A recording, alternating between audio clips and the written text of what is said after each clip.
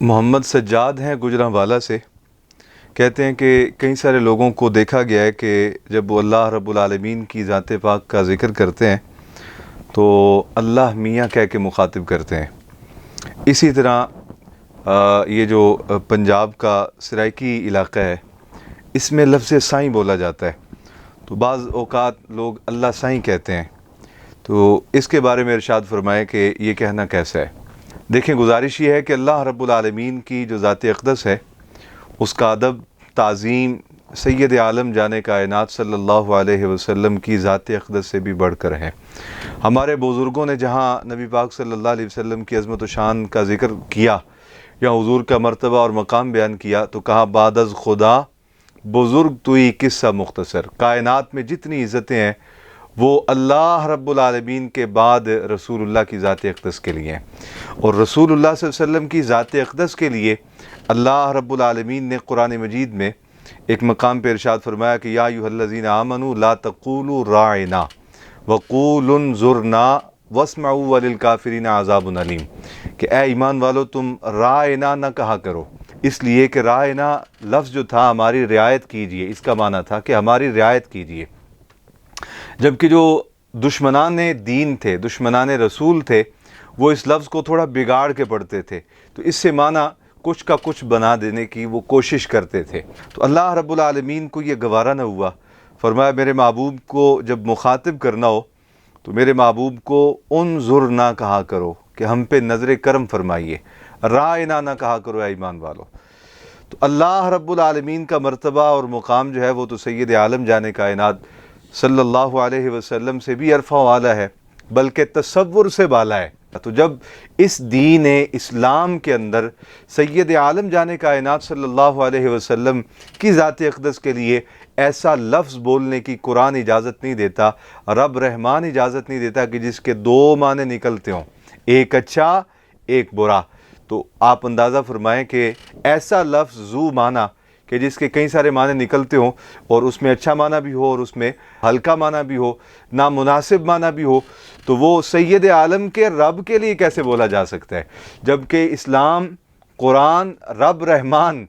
ہمیں سرکار کے لیے بھی ذو معنی لفظ بولنے کی اجازت نہیں دیتا، منع فرماتا ہے لا تقولوا رائنا، اے ایمان والو رائنا نہ کہا کرو، انظر نہ کہا کرو۔ تو اللہ رب العالمین کی ذات اقدس کے لیے بھی ایسا لفظ بولنا چاہیے کہ جس میں صرف شان کا معنی پایا جائے،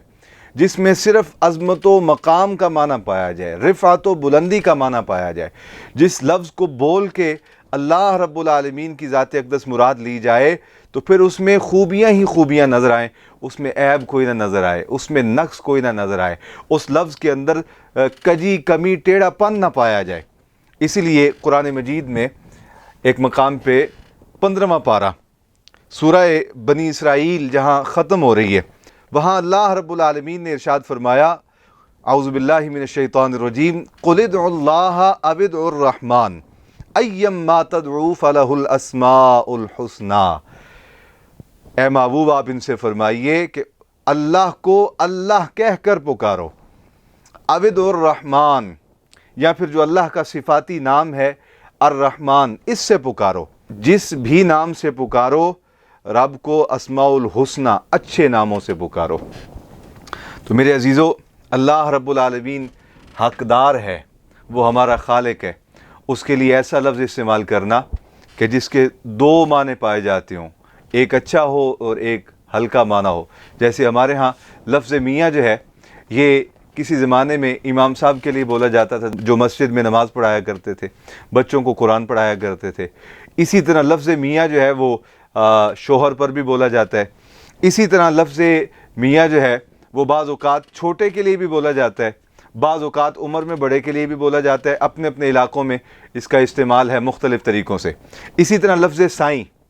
اب یہ جو لفظ سائیں ہے ہماری سرائکی پٹی میں بولا جاتا ہے، تو لفظ سائیں کی بھی کئی سارے معنی ہیں۔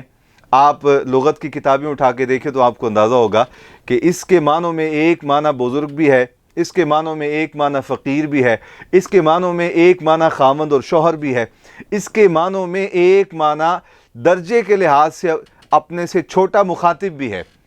تو جس کے ایسے کئی سارے معنی ہوں، اگرچہ اس میں بزرگی کا معنی بھی پایا جاتا ہے سائیں جب کہا گیا، میاں جب کہا گیا تو اس میں بزرگی کا معنی بھی پایا جاتا ہے، لیکن اس میں عیب والے معنی بھی ہیں۔ اللہ رب العالمین کے لیے عیب والا لفظ استعمال کرنے سے بھی مومن کو بچنا چاہیے، لہٰذا معمول بنا لیں اللہ رب العالمین، اللہ تعالی، اللہ جل جلالہ، اللہ جل شانہ، جب بھی گفتگو کریں ان کلمات کے ساتھ اپنے رب کو مخاطب کریں، تاکہ آپ کے بچے دیکھیں تو ان کو بھی کل کلام پھر بار بار یہ چیزیں بتانی نہ پڑیں، ان کو سن کے پتہ لگ جائے کہ ہمارے والد گرامی، ہماری والدہ ماجدہ کس طرح اپنے رب کو مخاطب کیا کرتے تھے، کس طرح اپنے رب کا ذکر فرمایا کرتے تھے۔ تو آپ کے بچے آپ سے سیکھیں، نہ کہ بیچارے ساری زندگی جو ہے وہ ایک عرصے تک اللہ میاں کہتے رہیں اور گناہ کے مستحق ٹھہرتے رہیں۔ اگرچہ اللہ رب العالمین غفور الرحیم ہے، معاف فرمانے والا ہے، چونکہ انسان مومن کے بارے میں یہ تصور نہیں کیا جا سکتا کہ اسے پتہ جب چل جائے کہ اللہ رب العالمین کی یہ شایان شان نہیں تو وہ پھر بھی اللہ میاں کہتا رہے، وہ غلطی سے کرتے ہیں، اللہ معاف فرمانے والا ہے۔ لیکن بہرحال یہ میرا اور آپ کا فرض ہے کہ ہم اپنے بچوں کو اپنے رب کا تعارف کروائیں، اور اس طرح کروائیں جس طرح رب نے اپنے قرآن میں خود تعارف کروایا۔ قُلِ ادْعُوا اللَّهَ عَبِدُ الرحمن اللہ لا الہ الا هو الحی القیوم قل هو اللہ احد اللہ الصمد لم یلد ولم یولد ولم یکن لہ کفوا احد۔ اس انداز میں اپنے رب کا تعارف کروائیں تاکہ ہماری آئندہ آنے والی نسلوں کے دلوں میں رب کا پیار بھی پیدا ہو، رسول اللہ صلی اللہ علیہ وسلم کا عشق بھی پیدا ہو۔ السلام علیکم ورحمۃ اللہ وبرکاتہ۔